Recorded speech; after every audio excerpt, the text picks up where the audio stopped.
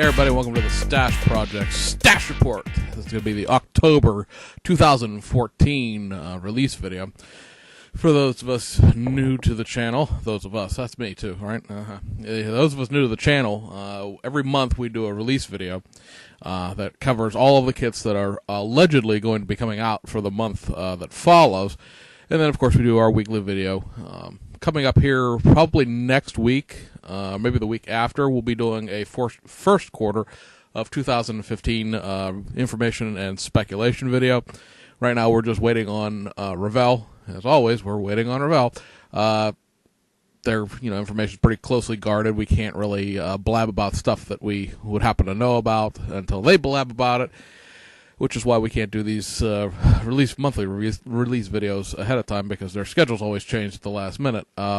We do know all of round 2 stuff for the first quarter of 2015, and if you're on pretty much any forum or Facebook or anywhere, you probably know it too, but we'll cover it all in one concise little video. So anyway, this is what we got for October. We're going to whip out. We didn't have it for the weekly video because we didn't need it. The Notebook of Knowledge. Yes, the Notebook of Knowledge makes its triumphant return, folks. We have some stuff on the domestic side, of course, and we, of course, have some stuff on the import side. This is one of those months where there's actually some kits coming out of both sides that may be of interest to more than one party, although the domestic stuff is clearly aimed at your upper middle-age retiree crowd, the nostalgia crowd, more than it is anybody else. So, starting on the domestic side, so everybody who doesn't want to listen to the Japan stuff can tap out early like they always do. From round 2, you're going to have 4 models coming out in October. One of them is actually already out. I saw it at the model car show I went to last weekend, and that's the Don Garlits Windcharger Dragster. This is packaged in a nice retro box art. I've never built the kit. I don't really do drag cars that much. But it is, a long-standing old MPC tool. They've done the retro thing with it to the point where they've included a replica, or a reproduction rather, of the T-shirt iron-on that came in the original kit. So, if you really want to relive your youth, you can iron on your thing out of the model kit and wear it around proudly. I was 14 the last time this came out, and now I got it again when I'm 65. 2 other MPC kits that are going to be coming out in October. One is reissue of the 1940 Ford Fire Chief Snap-Tight. Now, this is not the normal 1940s Ford AMT kit, the glue kit that everybody would know. This is an old MPC tool that is a Snap-Tight. There was a police version of this, too. I think they reissued it 2-3 years ago now, and this is the Fire Chief version, which, other than being molded in red, is really no different, other than it has fire decals. They are saying it's first time available in decades, and probably for good reason, because it's, really basic, simple kit. It's a Snap-Tight from the 1960s, so it's almost build-and-play Revell level of parts and quality. And then lastly, sort of an oddball kit, and we're going to see a couple of these oddball kits for the rest of the year and into 2015 from MPC. Is a 1/20th scale. That's right, 120, not 1/25. 1/20th scale AMC AMX. If you know anything about the history of MPC, Ernie Pettit, who ran the place for the longest time, was really enamored with 1/20th scale. He really thought he could sort of revolutionize the U.S. car hobby in the sense of making this bigger scale popular, and he tried his darndest at MPC. He would later go on to head up Lindbergh when it was under Kraft House up in Toledo, which is why Lindbergh in the 1990s released so many 1/20th scale cars that, were really nice kits, but they were just, the wrong scale. And it's really a shame, because some of those kits, had they been in 1/24th or 1/25th scale, probably would have sold out like just the proverbial hotcakes. But since they were a wrong scale and nobody wanted to build them, they just sort of languished around. Now, ironically, they're $50 on eBay because nobody kept them. They all just thought they were junk. Be interesting to see if round 2 plans to reissue any of those, because now they're sort of starting this 1/20th scale thing here at MPC. Could be laying the foundation for the reissue of some of those old Lindbergh kits, now that round 2, of course, owns all the Lindbergh tooling from last year's buyout. This AMX is the first time it's been available probably since 1970, at least in this format. They're saying they've retooled the stock wheels and retooled the clear hood scoop that goes in the stock hood so you can see into the engine. I looked at the instruction PDF online. Seems to be a relatively robust kit for being a 1970 tooling. it has stuff that you wouldn't even associate on current kits, like seats that fold flat and fold forward, so the seat back works. There's at least 2 intakes for the engine plus the stock intake and stuff like that. It's it's ironically a much better kit than the Johan AMX was, in the sense of quality and robustness. It doesn't have metal axle through the oil pan and stuff like that, like the Johan kits did. But it is, that wrong scale. There's going to be another wrong scale kit coming out of them in 2015 that we'll talk about in the release video. AMT has one kit coming out underneath their branding, and that's the reissue of the 1953 Ford. It has been retooled back to its original 3-in-1 Trophy Series roots back in the 60s. You have 2 engines in that, and it's been all the custom parts have been restored. And again, for that nostalgia crowd, for the people that want to relive their childhood, that are in their late 50s and early 60s, probably a very welcome return. The last time I think this kit came out was in the mid-90s under AMT, and it was just a stock 53 Ford at that point. So they've opened up all the welded-off gates, and they've restored some parts. And much like the Studebaker from last month, it's all back to its original 1960s tooling. Revell USA, because we actually have a little piece of Revell Germany news. Revell USA has, they're saying 4 kits. It's really 5, although the 5th one's already, again, out. The 5th kit is a 2015 Mustang Build and Play. Again, this is the little 7-piece, give it to your kids, they snap it together in 15 minutes thing. This time it's molded in yellow. You may recall the original one was molded in red. Nothing different about the kit other than what color is molded in. You're going to see this a couple different ways going forwards with their packaging scheme. They're going to be releasing these snap together build and plays and the pre-painted kits in a series of different colors to try to appeal to a wider market. The idea is that you're not painting these, especially for the build and plays. They're really for kids, but even the pre-paints they're going to offer in a couple different colors as time goes on, because you're not supposed to be stripping the paint off of them and painting them. You're supposed to put them together and enjoy them for what they are. The one new tool that Revell is putting out this month is a Audi R8 build and play. Again, very simplified, very basic, but this is a new tooling all the way around, because the Audi R8 that you're thinking of from Revell is actually a Revell of Germany kit in 1/24 scale. This one is 1/25 scale, but it's going to be, again, very basic, 7-8 parts. Nothing to write home about, but if you really wanted an Audi R8 and you really couldn't handle the fact that the 1/24 thing is wrong scale crap, then here's your chance to have like a shelf model. It's going to be like 2 pieces in the interior. The wheels are going to be attached to the axles. They're going to snap into a chassis pan with no detail whatsoever. It's going to be a flat, basic pan with no engraving on it whatsoever, if the Mustang is any indication, and then the body will fit over it with the fake, painted on headlights and taillights. Bob Downey, of course, did a very nice tutorial of how to fix the Mustang. I don't know if he has any plans to do anything to fix the Audi R8. I don't think he's really particularly interested in that car in general. I could be wrong. But, if you want to do something to make it a little more, less toy-like and more model-like, of course, there's, ways to go about that. The actual Revell reissues, because all of these are straight reissues of old kits. One would be the Black Widow Hot Rod. Now, if you're thinking to yourself, wait a minute, didn't that just come out last year? You're correct. It did come out last year underneath their select purchase provider or whatever the program's called, where they release things on very limited issues. The recent Datsun 510 was an example of this limited release program. All the renewal old military tooling from the old Renewal company that they own the tooling from, those are all limited release kits as well. This is going to be just a straight reissue of the existing kit. Nothing has been changed, no tooling. It's just in a regular size Revell box, because if you remember the reissue of this was in a weird sort of small monogram box that was a throwback to the original box art.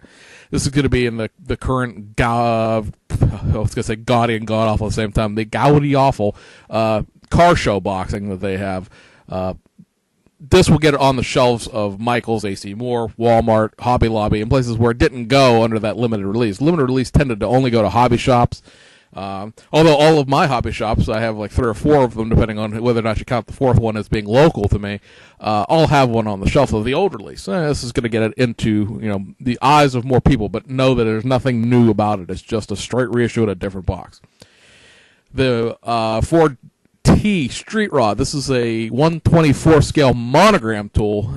You may recall this is, if you built this kit in the past, this is the one that has a trailer with it. A lot of people wanted them to sort of go back and fix it because apparently originally you could build it as a straight Ford pickup truck with just a regular trailer.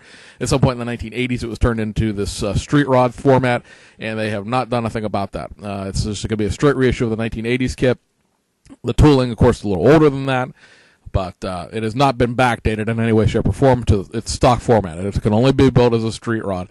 Lastly, and sort of the more significant reissue is the 1929 Ford street rod. They're calling it the Blue Bandito. If you happen to be old enough to remember it, or you're just a kit historian of any sort, you may recall that Revell put out a kit many years ago, back in the 1960s, called the Blue Beetle.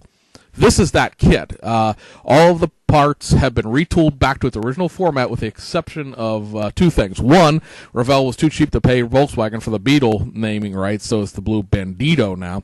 And two, they were too cheap to pay Cadillac to put Cadillac's name on the valve covers. This kit originally has a Cadillac engine, Cadillac valve covers.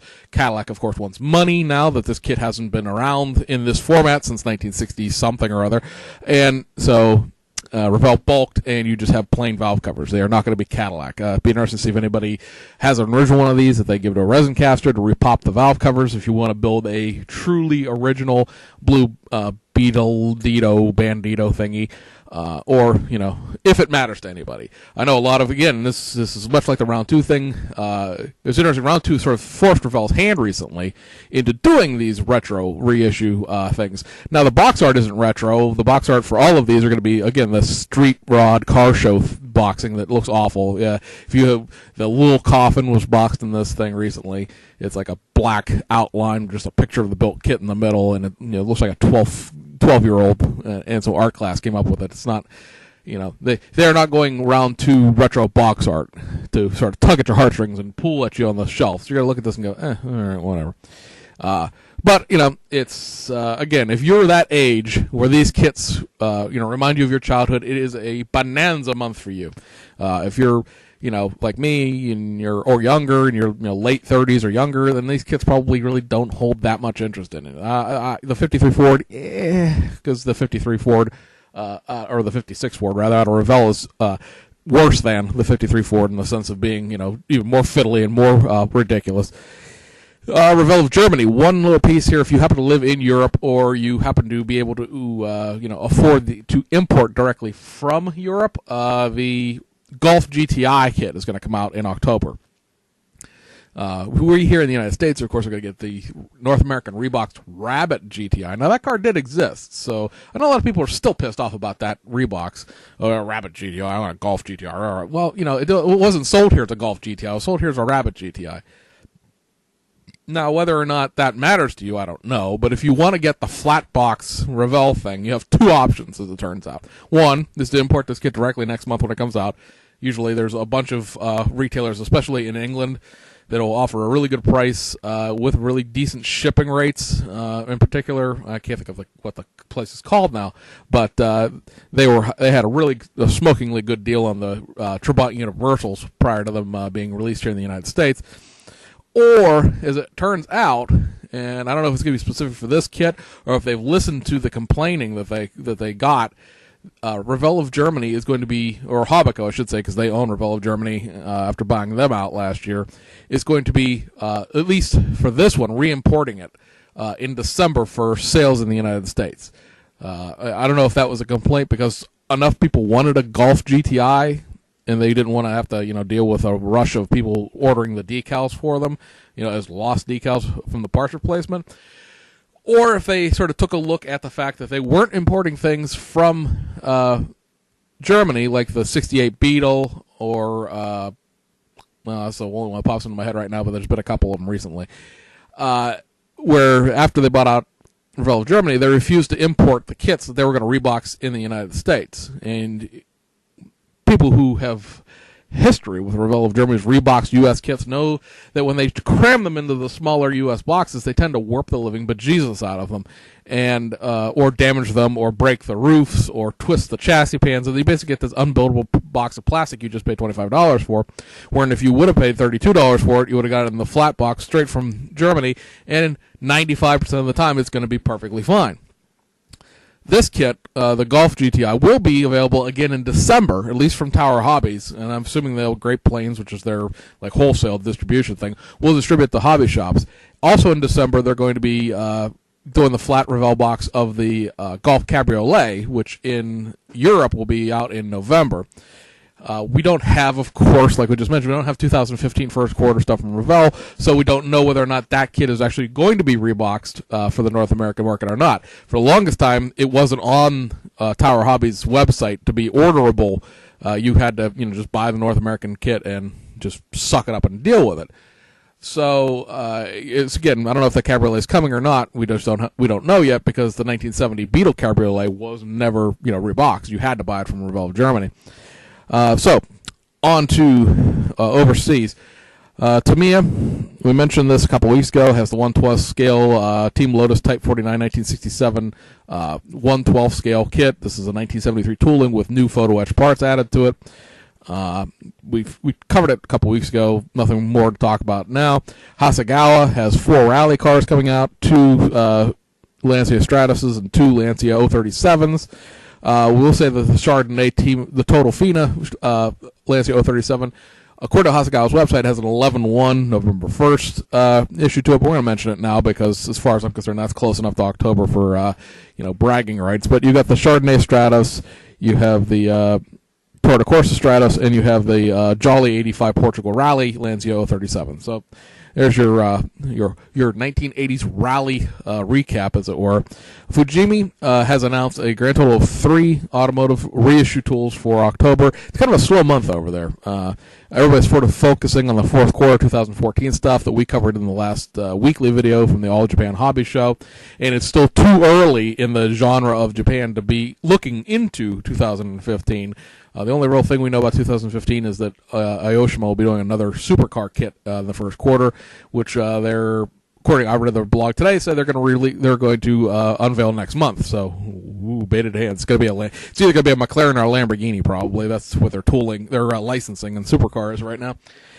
Anyway, so Fujimi has the 3 Toyota GX81 triplet kits coming out: the Chaser, the Cresta, and the Mark II. Of interest of these they are the high mechanical versions, which means they have a 25-part complete engine in them. The last several reissues of these in the last decade and a half have not had the engine. They've just been curbside. And when they are curbside, they have a really crappy motorized chassis in them. When they are these high mechanical versions, they do not have a crappy motorized chassis in them. Why Fujimi does anything is one of those things. But so if you want either that engine, it's kind of expensive to buy just for the engine. But if we're looking at these kits, but we're really interested in, banging rivets into polycaps and stuff like that, this is your chance to get these high mechanical versions. Have not been out since the 80s. So it's been about 20 years since the engine kits, well, maybe not 20 years, at least 15 years since the engine kits have come out.